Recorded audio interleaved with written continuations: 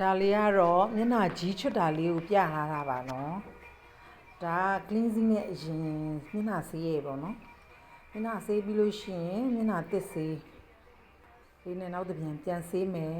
မျက်နှာကိုနှိပ်မယ်နှိပ်ကွက်လေးတွေကိုအသေးစိတ်ပြထားပါတယ်နော်ပြီးလို့ရှိရင်ကြီးချွတ်ဆေး2ဆင့်ရှိရပေါ့နော်ပထမကြီးချွတ်ဆေးနဲ့အရင်ချွတ်မယ်ချွတ်ပြီးလို့ရှိရင်အဲ့ကြီးချွတ်ဆေးလေးအေးကိုပြန်ပြီးတန့်စင်စေပြီးမျက်နှာကိုဖွေးစေတဲ့အရာလေးပေါ့နော်2ဆင့်ရှိတာပေါ့ဘူးလေးကအဲ့ဒါလေးနဲ့ပြန်ပြီးဖြူဖွေးအောင်လုပ်မယ်မျက်နှာနှိပ်ကွက်လေးကိုတေချာပြထားပါတယ်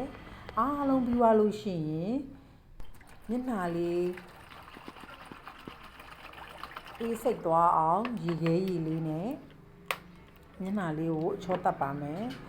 ဒီမျက်နှာကြီးချွတ်ပြီးလို့ရှိရင်မျက်နှာကိုရေခဲအုပ်ချင်းအားဖြင့်အသားရည်လေးကိုကြည်လင်ဝန်းပတင်းရင်းစေပါတယ်ပြီးတော့မျက်နှာကြီးလက်ချွတ်တဲ့လူတွေအတွက် relax ဖြစ်စေရပေါ့နော်စိတ်အခြေအနေလည်းနေလို့ကောင်းတယ်